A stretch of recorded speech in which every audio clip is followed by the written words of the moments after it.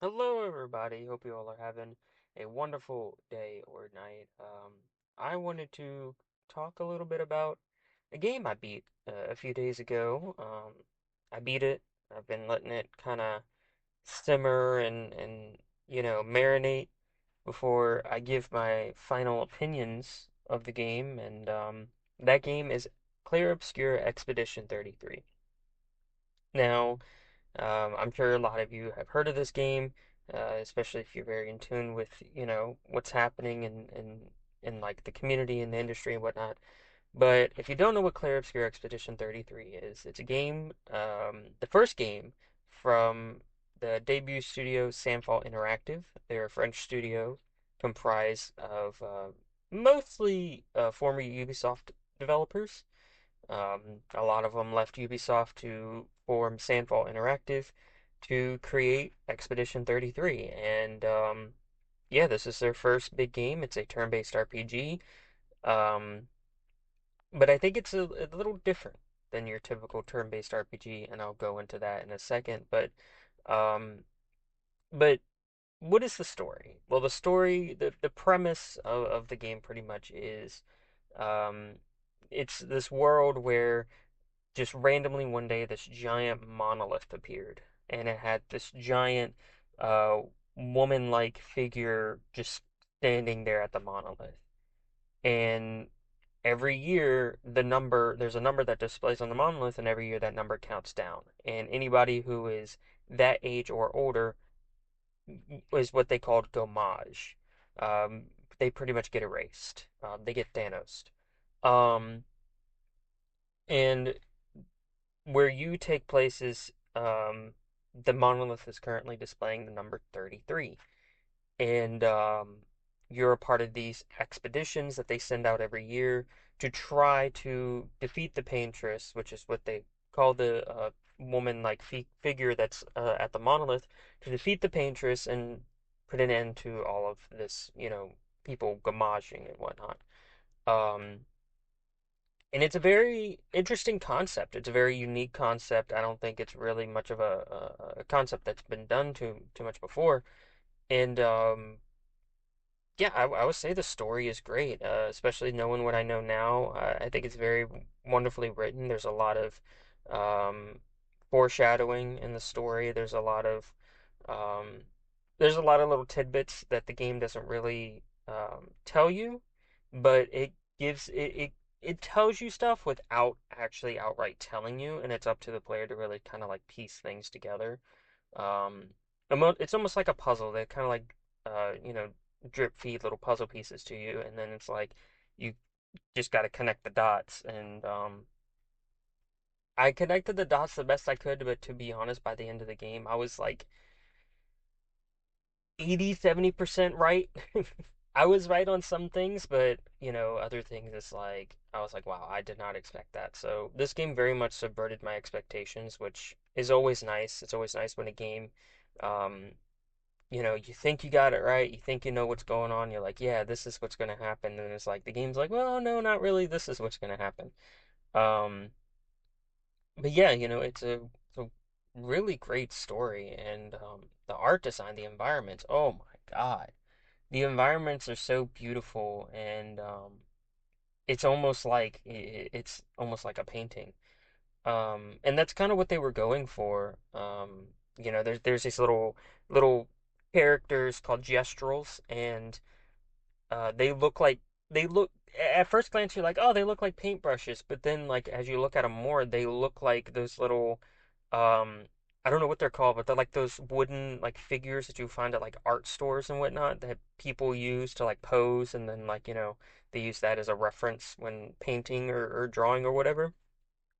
That's it's very like art themed in a lot of aspects, and I think it really adds a lot to the world and everything. Like it's very beautifully crafted. The environments look absolutely beautiful. The colors, um, very early on in the game, you're walking through this area that's like a very bluish looking area. Like the trees are blue, and like, oh man, it looked so beautiful. And there's a lot of instances in this game where stuff just looks absolutely beautiful, and you know, it's just beautiful crafted. I was in awe a lot of times when walking through this game, and like I'd come into a new area and I would just kind of like either like do the slow walk, like E3 trailers, they do the E3 trailers and like they're just like slow walking while they're explaining stuff. Like I'd either do the slow walk or I'd just stand there.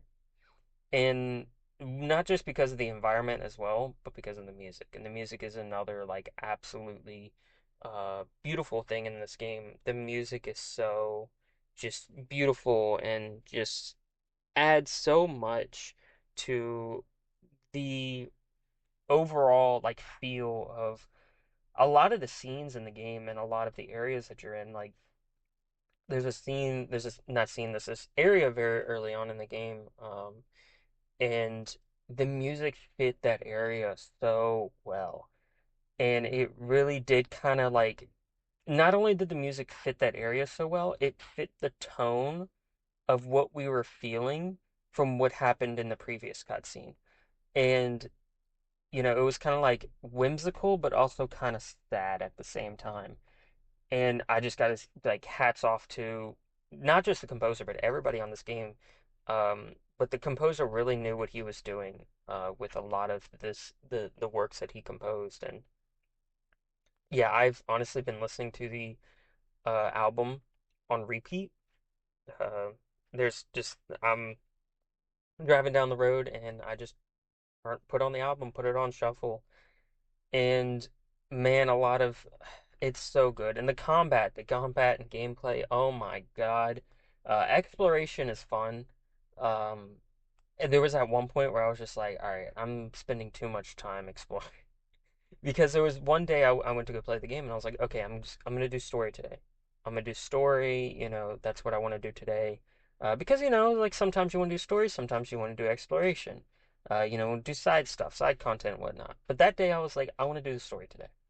I loaded up the game. I spent so long just doing side content that I barely even touched the story that day. I like made a dent in the story that day, but most of it was me doing like little side content and going off and exploring little areas and finding little hidden secrets. And there are a lot of those. There are a lot of hidden secrets. There's a lot of collectibles in the game as well. So if you're a collectible kind of person, this game has it. This game has collectibles. There's little music discs you can find, and that's awesome because, like I said, the music is absolutely beautiful. So there's like a little camp that you can have in the game, and when you're sitting at the camp, there's this little record player. You go up to it, put in a music disc, and you can play the music disc that you've collected. So that's really cool. And there's also journals from the previous expeditions that you can collect as well, which is really cool. But so yeah, like if you're like a collectible person, like this, that'll satisfy that itch. There's a lot of collectibles in this game. Um, and yeah, like the combat it is so good. It is up there with the best RPG combat to me. I feel like the combat feels like it's a just a ball of just mashed up different like combat things just from like other RPGs. Like the combat UI is very reminiscent of Persona in a way. Persona kind of started the whole thing where it's like, okay, you press each button is tied to a different action. Like you press um like on PlayStation, for example, you press triangle to go to your skills, you press X to attack, stuff like that. Like each button was tied to a different action.